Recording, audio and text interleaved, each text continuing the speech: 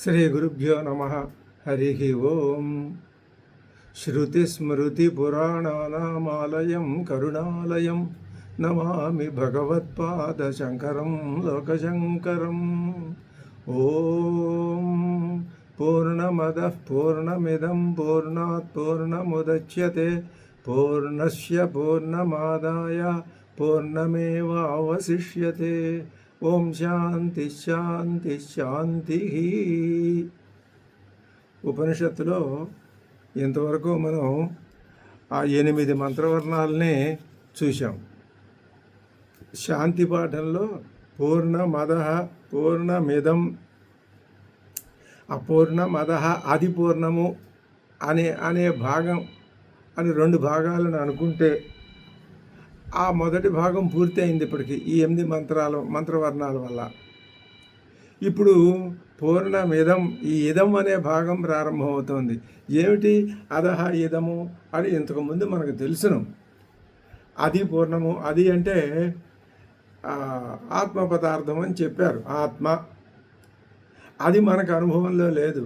ఏది అనుభవంలో ఉంది? ఇదం, ఇది అనుభవంలో ఉంది. ఇదం అంటే ఈ జగత్తు, ఈ జగత్తు సమస్తము కూడా. ఆ జగత్తు అంతా అనుభవంలో ఉందా అంటే మరి ఆ జగత్తులోనే మనం ఈ ఉపాధిని గ్రహించి ఈ ఉపాధి ఆధారంగా తిరుగుతున్నాం కాబట్టి, జీవిస్తున్నాం కాబట్టి ఈ జగత్తు దీని యొక్క లక్షణాలన్నీ మనకి తెలుసు. ఇంతకు పూర్వం జరిగిన 8 మంత్రవర్ణాల్లో ఇది కానిది అది అని నిరూపించారు. ఇప్పుడు ఇది ఏమిటో నిరూపించాలి అని ప్రయత్నం ప్రారంభించినట్లుగా కనిపిస్తున్నది. అంటే ఇది నిరూపించి అది నిరూపిస్తారా? అలా ఉండదు. ఎప్పుడు ఏదో ఒకటే నిరూపించబడుతుంది. ఏమిటది?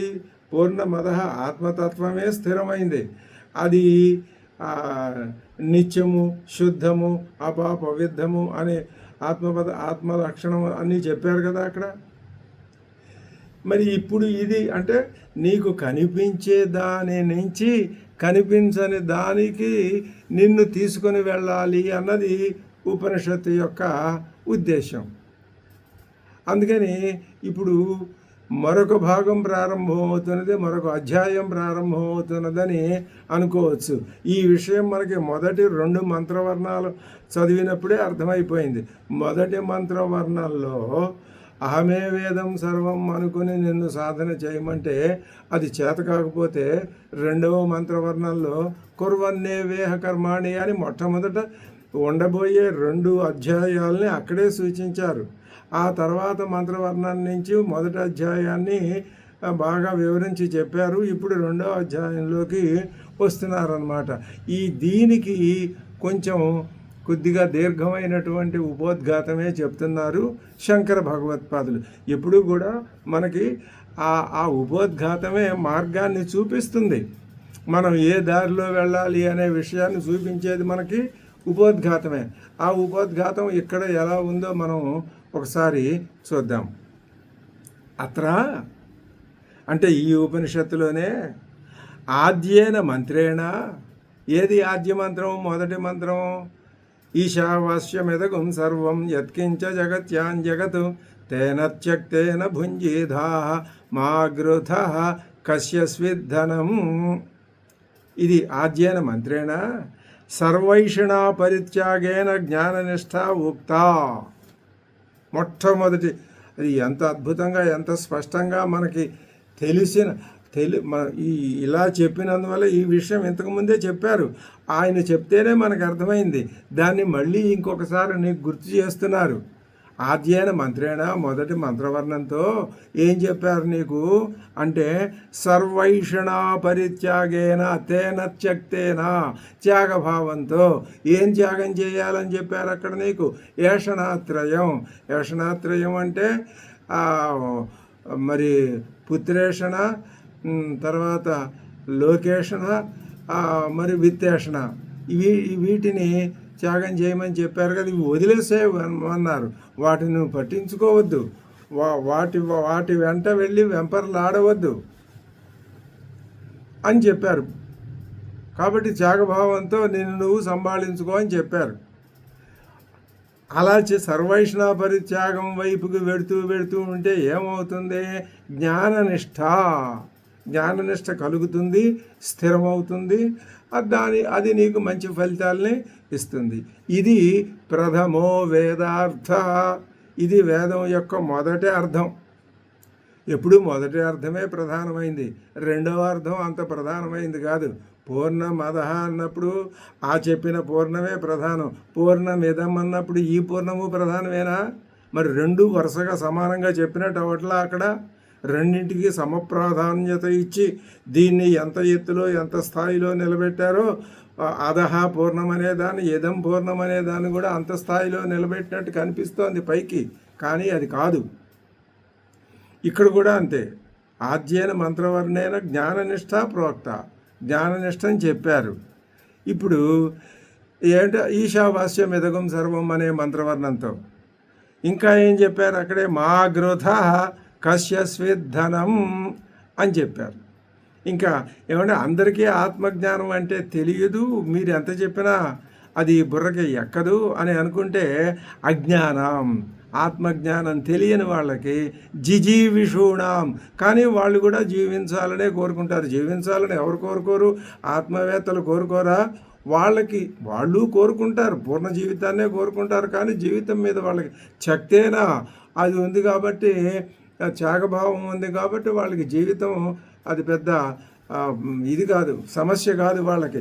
కానీ వీళ్ళు జీవించాలనే కోరుకుంటారు. ఎందుకని? కర్మ ఉందిగా, అది పాయింట్ ఇక్కడ. అందుకని జ్ఞాననిష్ట అసంభవే.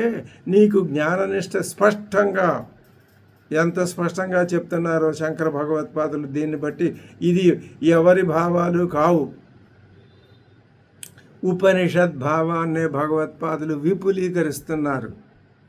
జ్ఞాననిష్ట అసంభవే కుర్వన్నేవేహ కర్మాణి జిజీవిషేత్ ఇది కర్మనిష్ట ఉక్త ద్వితీయో వేదార్థ. ఇది ద్వితీయమైనటువంటి వేదార్థం, కర్మనిష్ట చెప్పారు. అనయోశ్చ నిష్టయోహో, ఈ రెండు నిష్టలలో విభాగో మంత్ర ప్రదర్శితయోహో బృహదారణ్యకేపి ప్రదర్శిత. ఈ రెండు నిష్టలలో మంత్ర ప్రదర్శితయో, మంత్రాల ద్వారా ప్రదర్శింపబడినటువంటి రెండు మంత్రాల ద్వారా ప్రదర్శింపబడిన ఈ నిష్టలలో విభాగ, ఈ విభాగం ఏది? జ్ఞాననిష్ట అనే విభాగం, కర్మనిష్ట అనే విభాగం బృహదారణ్యకేపి ప్రదర్శిత. బృహదారణ్యకోపనిషత్తులో కూడా చెప్పారు ఈ మాటే. అక్కడ ఏం చెప్పారు? దాన్ని ఉదాహరణ ఇస్తున్నారు శంకర భగవత్పాదులు. ఏమని? సోకామయత జాయామే స్యాత్ ఇచ్చా. అతడు అనుకున్నాడు, కర్మనిష్ఠుడు, ఏమని? నాకు భార్య కావాలి, ఈ కర్మలన్నీ నిర్వహించాలంటే నాకు ఒక తోడు ఉండాలి, అన్నీ సమకూర్చి పెట్టాలి అని అనుకున్నాడు. కాబట్టి భార్య కావాలని గృహస్థ జీవితంలోకి వెళ్ళాడు. ఇత్యాదిన అజ్ఞస్య కామినః కర్మాణి ఇది. మరి మన ఏవాస్యాత్మ వాగ్జాయ ఇత్యాది వచనాత్ అజ్ఞత్వం కామిత్వం చ కర్మనిష్టస్య నిశ్చితం అవగమ్యతే.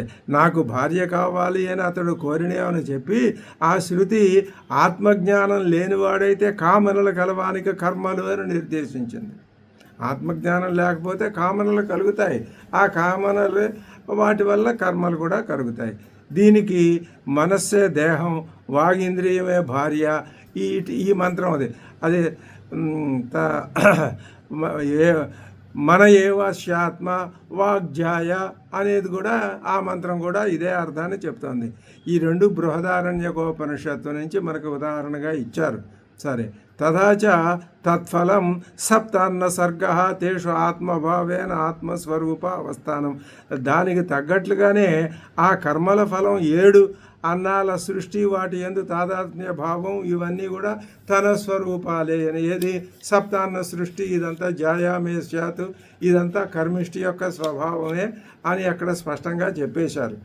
మరి ఆ కర్మనిష్ఠులు జిజీవిషువులైనటువంటి వాళ్ళ సంగతి చెప్పారండి. జ్ఞాననిష్ఠుల సంగతి చెప్పలేదా? బృహదారణ్యకంలో చెప్పారు. అది చెప్పారు. ఏం చెప్పారు?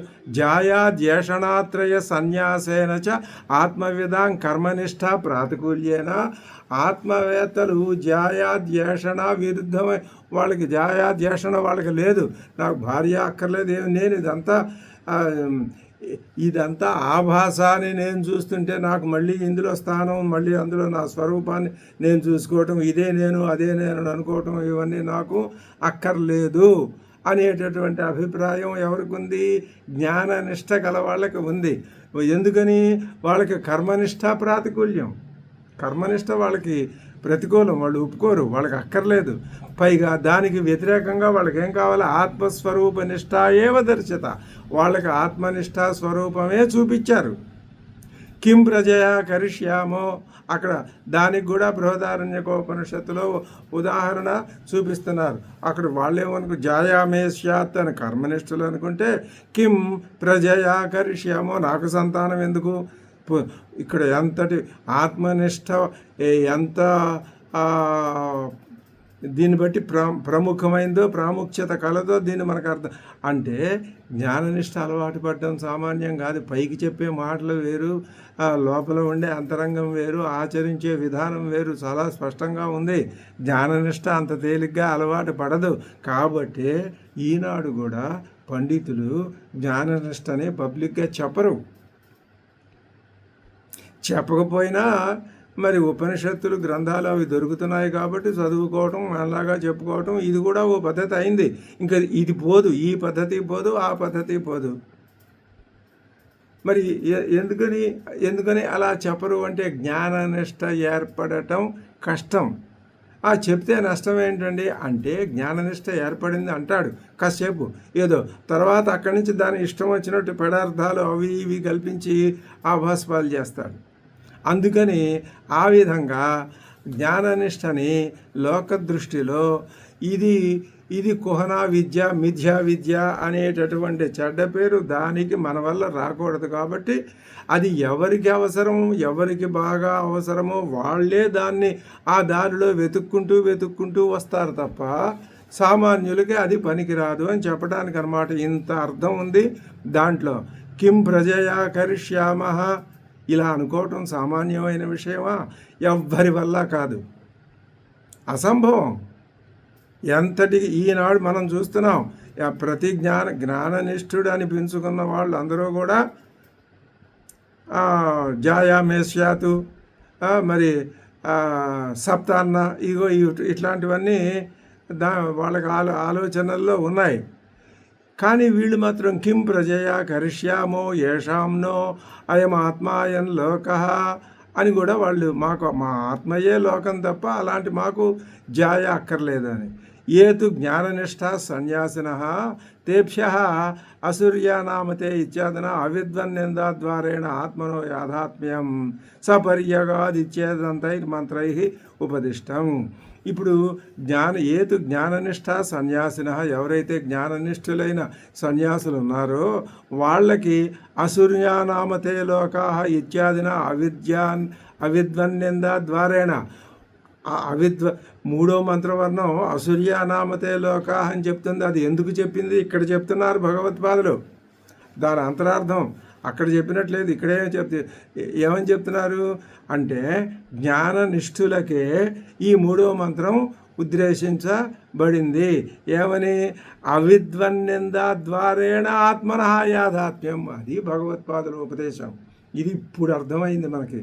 ఇంతకు పూర్వం అసూర్యానామతే లోక అంటే జ్ఞాననిష్ఠులేమో బాగున్నారు, కర్మనిష్ఠులు బాగున్నారు, అది ఇది లేని వాళ్ళకి అసూర్యానామతే లోక అని చెప్పి మనం కూడా ఆనందించాం.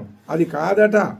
ఇప్పుడు చెప్తున్నారు శంకర భగవత్పాదులు. ఇక్కడ ఏం చెప్తున్నారు అంటే చూడండి, ఏతు జ్ఞాననిష్ట సన్యాసినః, జ్ఞాననిష్ట కలిగిన సన్యాసులు, తేభ్య వాళ్ళని గురించి వాళ్ళ కోసం అసూర్యానామతే లోకాః అనే మంత్రవర్ణం చెప్పి వాళ్ళకి అప్పుడు ఏం కలుగుతుంది? అవిద్వన్నింద కలుగుతుంది. ఓహో, మనం ఈ విధమైన ఆత్మజ్ఞానాన్ని కనుక మనం కలిగిన దాన్ని విడిచిపెట్టుకున్నా, ఆత్మజ్ఞానాన్ని కలిగి ఉండకపోయినా, ఆ మార్గంలో ముందుకు వెళ్ళకపోయినా మనం అసూర్యానామతే లోకాల్లోకి వెళ్తాం. కాబట్టి నాకు ఈ అసూర్యనామ లోకాలు వద్దు, జాయేషణ విత్తేషణ ఏషణాత్రయం నాకు లేదు అని స్పష్టంగా చెప్పి ఇచ్చేదంతైర్మంత్రైర్ ఉపదిష్టం. అందుకని ఆత్మనః యాథాత్మ్యాన్ని చెప్పారు. ఏ మంత్రం వల్ల చెప్పారు? సపర్యగా చుక్రమకాయం అవ్రణం అస్నావిరం శుద్ధం అపాప విద్ధం అనే మంత్రవర్ణం ద్వారా ఆత్మ యొక్క యాథాత్మ్యాన్ని చెప్పారు.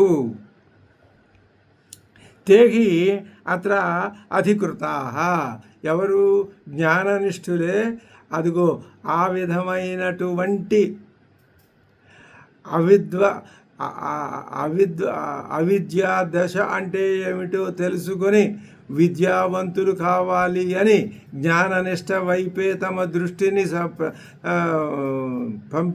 కలిగి ఉండి తమ దృష్టిని అటే పంపుతూ తాము జ్ఞాన దృష్టినే కలిగి ఉన్నటువంటి అటువంటి వాళ్ళే అధికృతాః. ఎక్కడ?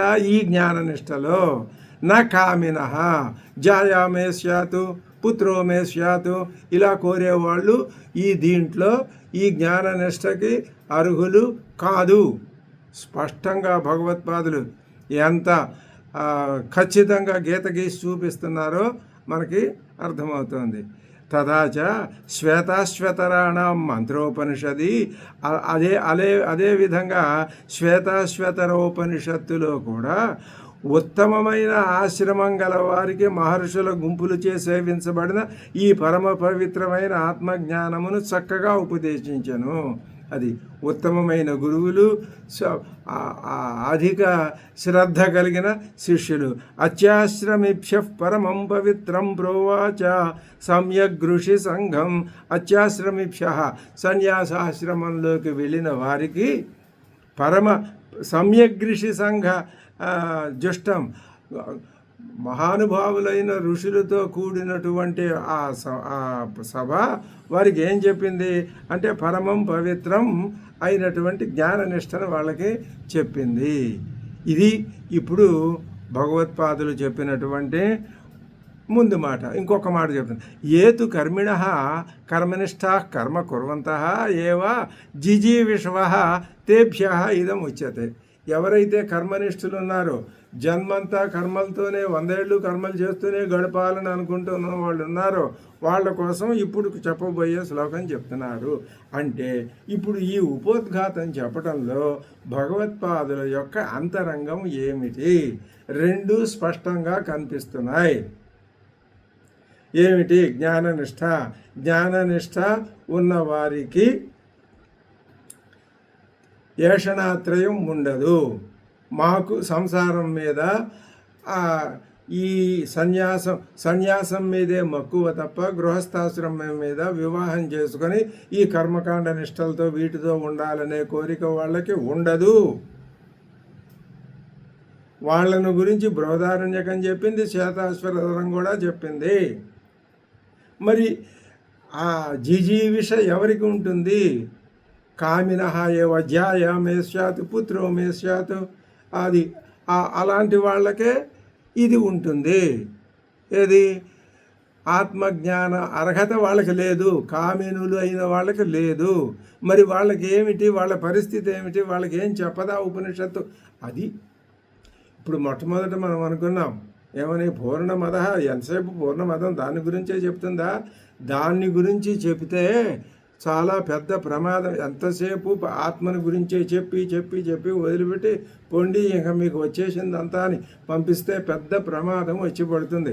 ఏమిటా ప్రమాదం? ఎంత గొప్ప తెలివితేటలు కలిగిన శిష్యుడైనా సరే ఏమవుతుంది? చూస్తాడు ఆత్మ పదార్థం ఎక్కడో దూరంగా ఉంది, దాన్ని నేను ఈశ్వర భావంతో కప్పాలి, ఇదిగో ఇలాంటి ఆలోచనల్లో పడుతూ ఉంటాడు. అందుకని 6వ మంత్రవర్ణం 5-6 మంత్రవర్ణాల్లో యస్తు సర్వాణి భూతాన్యాత్మన్యేవాని పశ్యతే అని కూడా చెప్పారు. అది చాలదు. అప్పుడు ఏర్పడేటటువంటి దృఢమైన భావం నిలవదు, ఎక్కువ కాలం నిలవకపోవచ్చు. మరి ఎలాగా అంటే ఈ భావం ఏది? పూర్ణమదః కాదు, పూర్ణమిదం కూడా చెప్పాలి.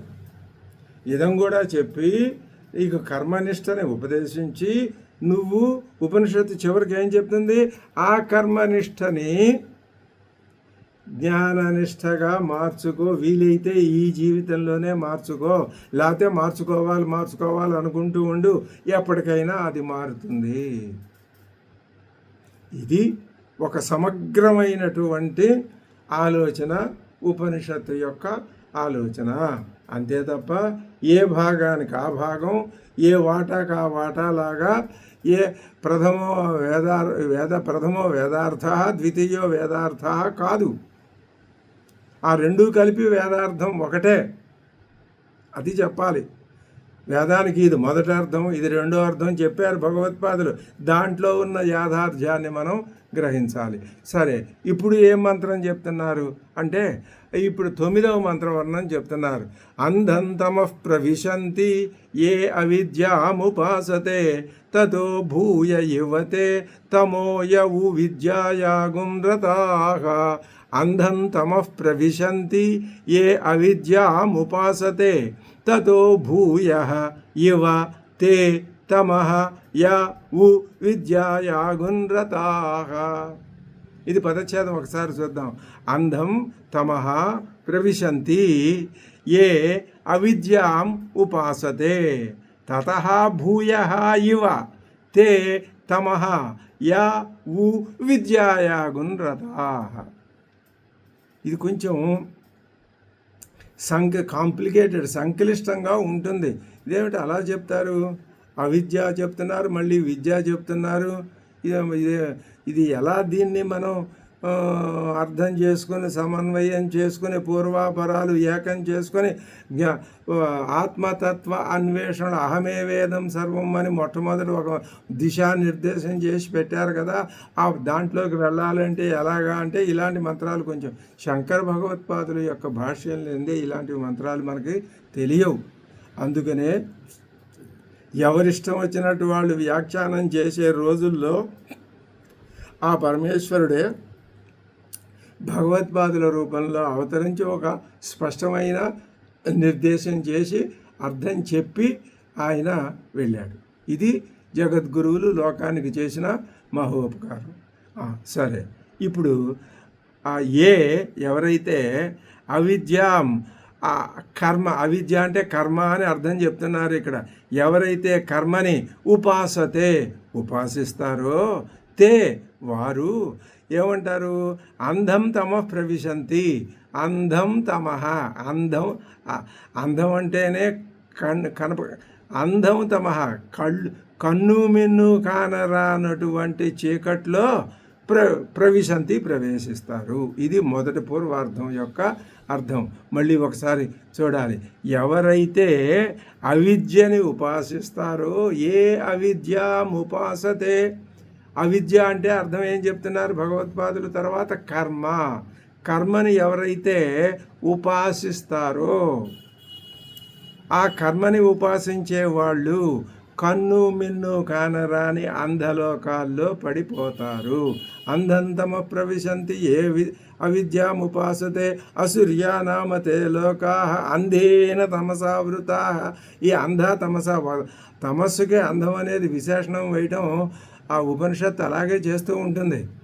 అంటే అక్కడ మనం ఏం చెప్పుకున్నాం అంటే, కటికి చీకట్లో పడిపోతారా ఈ శరీరంతో? అది కాదు అర్థం.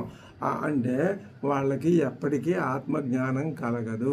ఆత్మజ్ఞానం కలగకపోతే కళ్ళు కనిపిస్తున్నా, మాటలు మాట్లాడుతున్నా, శరీర జీవన క్రియలు జరుగుతున్నా, సంఘంలో గొప్పవాడిని పేరు సంపాదించినా అతడు అవిద్యాపరుడే. ఎవరు అవిద్యాపరుడు? ఆత్మజ్ఞానం అంటే ఏమాత్రం ఇంత కూడా వాసన కూడా లేనివాడు అవిద్యాపరుడు. అది నిశ్చితమైన అర్థం. ఇప్పుడు వాళ్ళని తిట్టిపోస్తోంది ఉపనిషత్తు. ఏమని? అంధంతమః ప్రవిశంతి ఏ అవిద్యాముపాసతే. ఇంకొక ఉత్తరార్థంలో ఏం చెప్తున్నారు? ఎవరైతే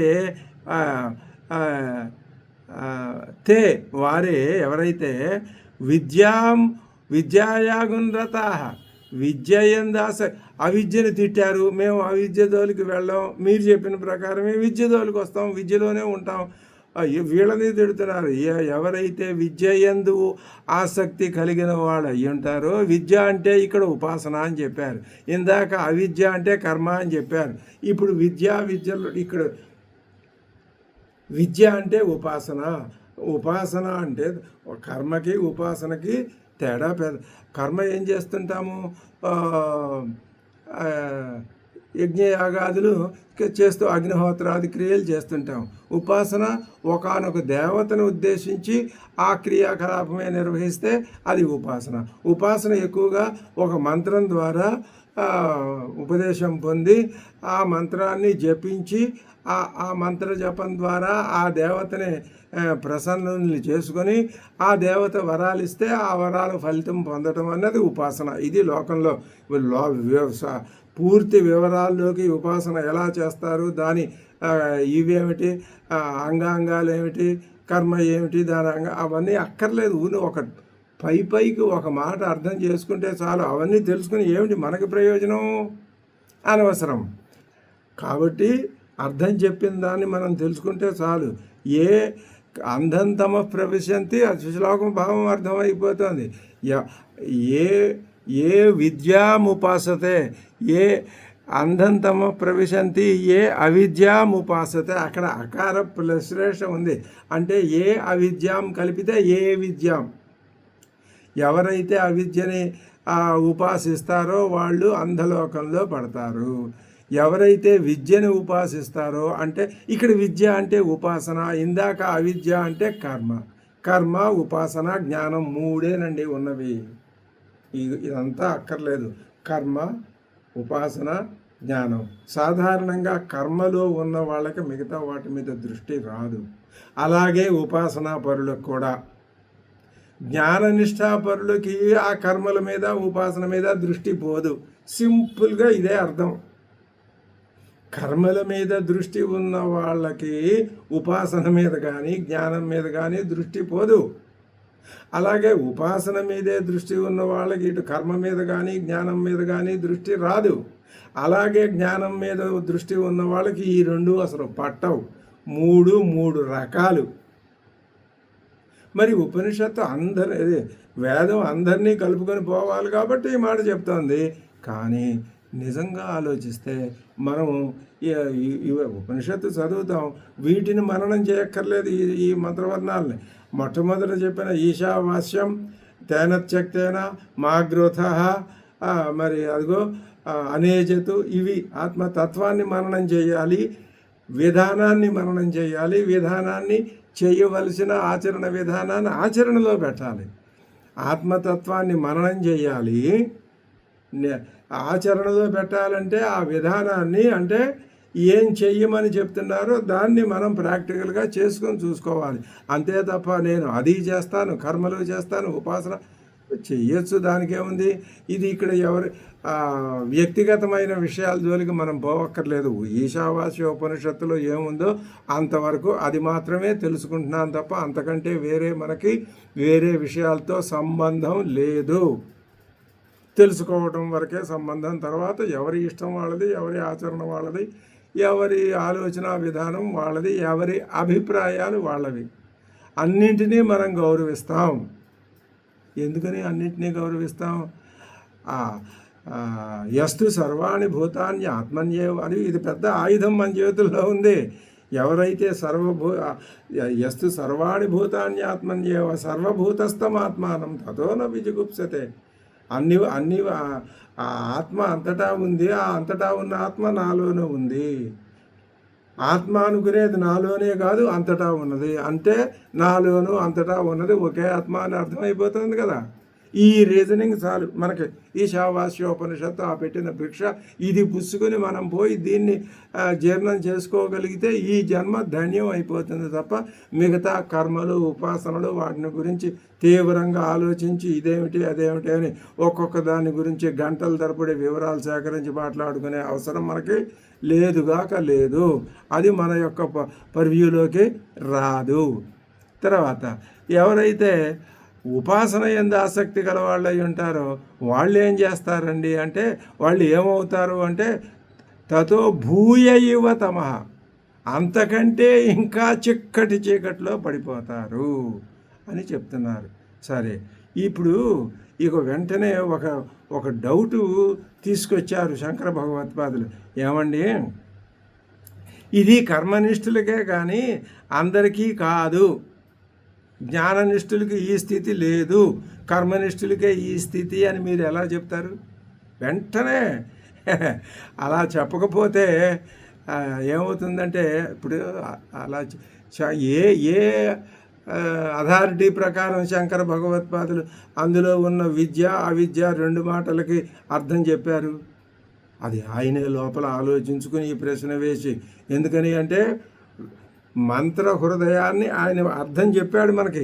నువ్వు ఏ ప్రమాణం ప్రకారం చెప్పావయ్యా అని అడిగితే అని తానే ప్రశ్న అడిగి దానికి జవాబు చెప్తున్నాడు. అంటే ఇప్పుడు ఏమని అర్థమైందనమాట, శంకర భగవత్పాదులు బాగా కాన్షియస్గా స్పష్టంగా అన్నీ తెలిసే ఆ మంత్రవర్ణానికి అర్థం చెప్పారు కాబట్టి మనం అదే అర్థాన్ని మననం చేసుకుంటాం.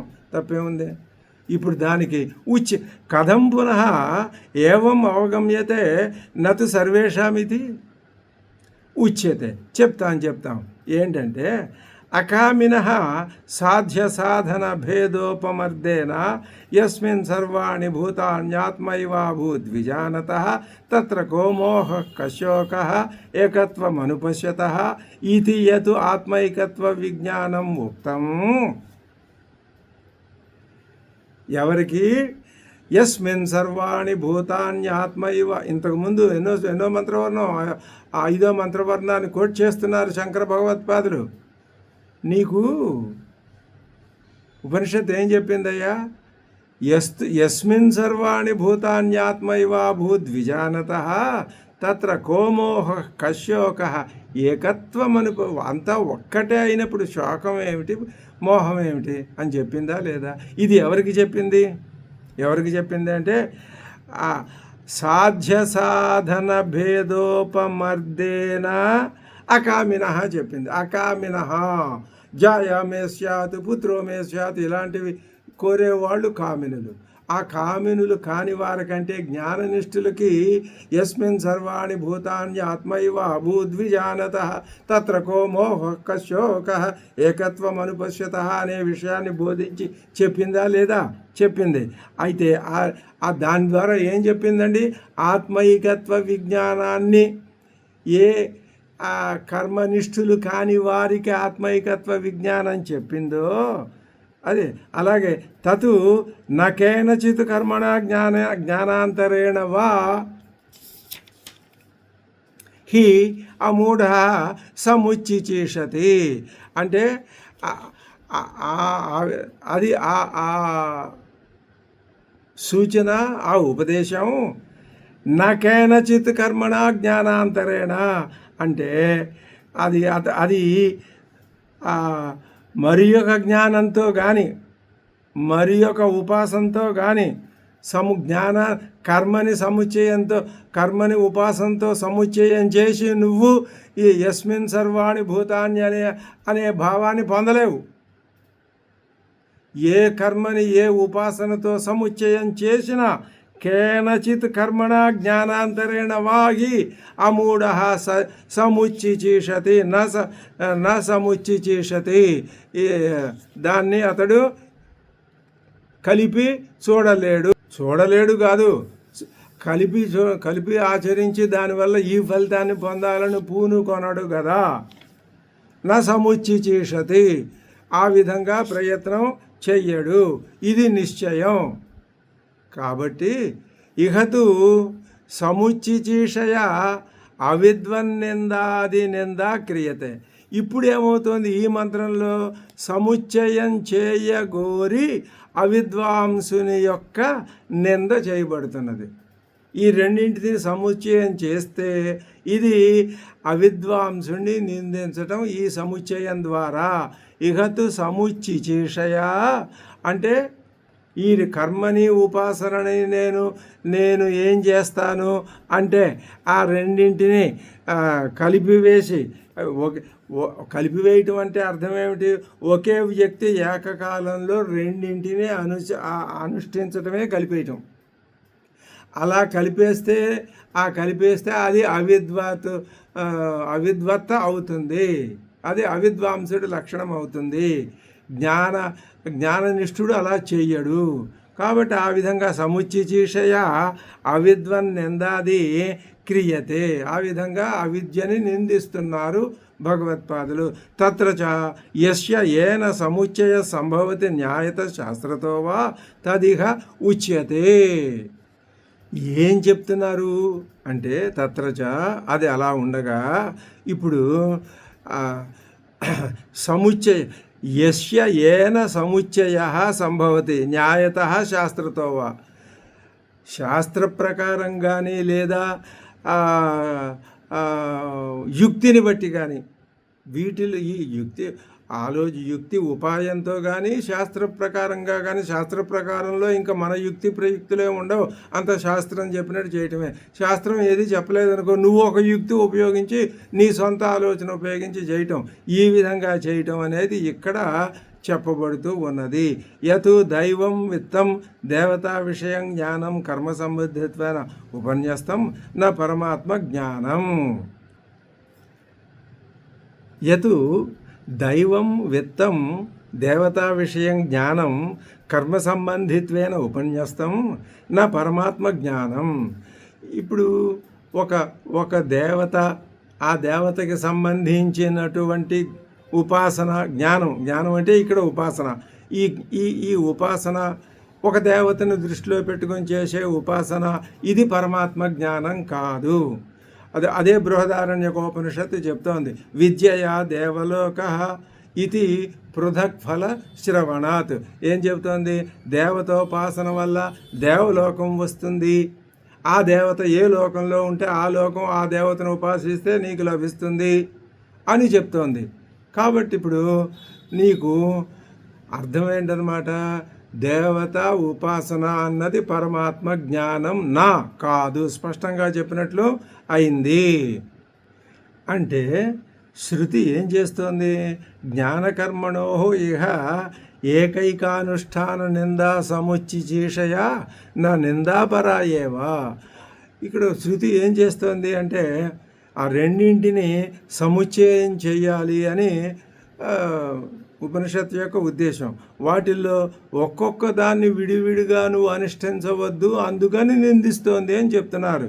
అంతేగాని కేవలం నిందించటమే నిందాపరా నా ఏవా, కేవలం నిందించడం శృతి ఉద్దేశం కాదు, విడివిడిగా ఆచరించొద్దు అని చెప్పటమే. ఏకైకస్య పృథక్ ఫలశ్రవణాత్. ఎందుకని అంటే వాటిని